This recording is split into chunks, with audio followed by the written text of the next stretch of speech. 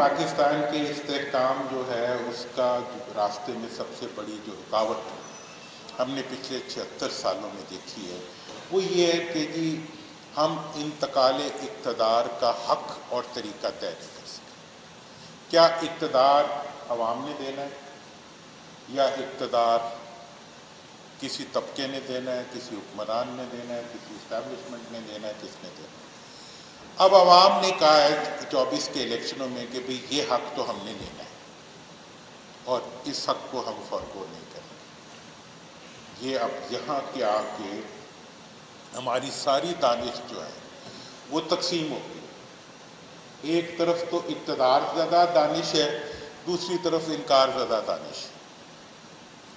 کچھ لوگ جو ہیں وہ تمام تر توجیحات لانے کی کوشش کرتے ہیں کیونکہ اسٹیبلشمنٹ ادھر کھڑی ہوئی ہے تو الٹیمیٹلی تو انہی کی حکمرانی رہے گی، لہذا اگر آپ جمہوریت چاہتے ہیں تو انہی کو تسلیم کریں، جن کو لا دیا گیا ہے، جن کو بٹھا دیا گیا ہے، جن کو دوسرے لوگ یہ کہتے ہیں کہ نہیں بھئی یہ کبھی تو اس چیز نے بدلنا ہے۔ اب آپ اس وقت پاکستان کے چاروں صوبوں اور مرکز میں غیر نمائندہ حکومت ہے، اور یہ بات میں بالکل کہہ چکا ہوں کہ آپ بھلے فارم 45 کی حکومت بنا لیں، 24 فروری کو ہونے والے انتخابات غیر نمائندہ اور غیر جمہوری انتخابات ہیں۔ کر سکوں کہ 2024 میں پاکستان کے عوام نے ریوولٹ کر دیا ہے،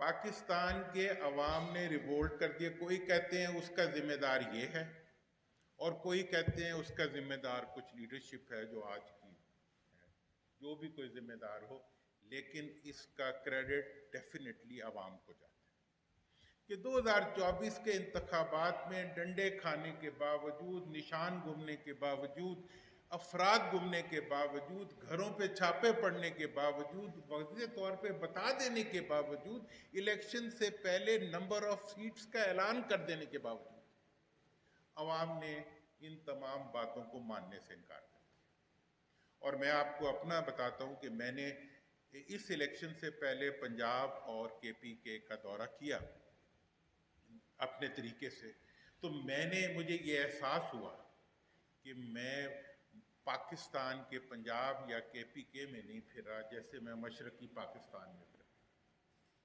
کمپلیٹ۔ ڈیرہ غازی خان سے ہمارے ایک بہت بڑے دوست ہیں، بہت بڑے وہاں کے وڈیرے ہیں، 70 سے جیت رہے ہیں۔ وہ میرے پاس آئے، انہوں نے کہا کہ ابا کیا تھی ادھر پہ؟ میں کہتے ہیں جناب دیکھ گی نا، کہنے میرے پہ بڑا دباؤ ہے۔ تو میں نے کہا کیا دباؤ ہے؟ وہ کہتے ہیں کہ ادھر سے ادھر آ جاؤ۔ وہ پہلے ادھر انہیں بھیجا تھا 18 میں، اب انہیں کہا واپس آ جاؤ۔ تو میں نے کہا چلے جائیں، آپ نے 20 دفعہ بدلے ہیں تو ایک دفعہ اور بدل لیں۔ کہنے لگے نہیں اس دفعہ ہم نہیں بدل سکتے۔ میں نے کہا آپ کے مقابلے میں ہے کون جو وہاں سے کھڑا ہوگا؟ انہوں نے کہا اس دفعہ اگر میرا نوکر بھی کھڑا ہوگا تو وہ بھی میرے سے جیت جائے گا، اس لیے میں نہیں پھر سکتا، میں ادھر ہی کھڑا ہونے کے لیے مجبور ہوں، جو کچھ میرے ساتھ ہوتا ہے ہو جائے گا۔ ان کے بچے نہیں پھرے اور وہ وہیں رہے۔ تو یہ دباؤ کس کا تھا؟ یہ عوام کا۔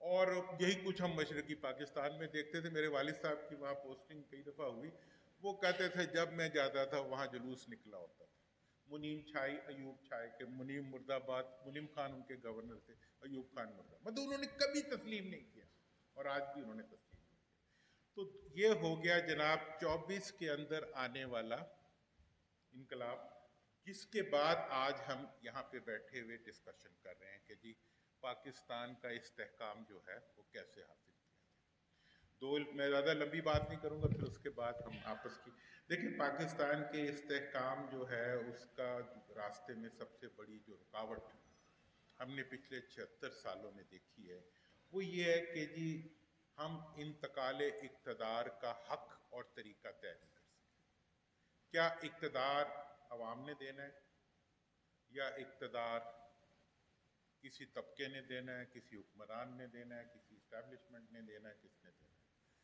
اب عوام نے کہا ہے 24 کے الیکشنوں میں کہ بھئی یہ حق تو ہم نے لینا ہے اور اس حق کو ہم فرگو نہیں کریں گے۔ یہ اب یہاں کے آ کے ہماری ساری دانش جو ہے وہ تقسیم ہو گئی. ایک طرف تو اقتدار زدہ دانش ہے، دوسری طرف انکار زدہ دانش ہے.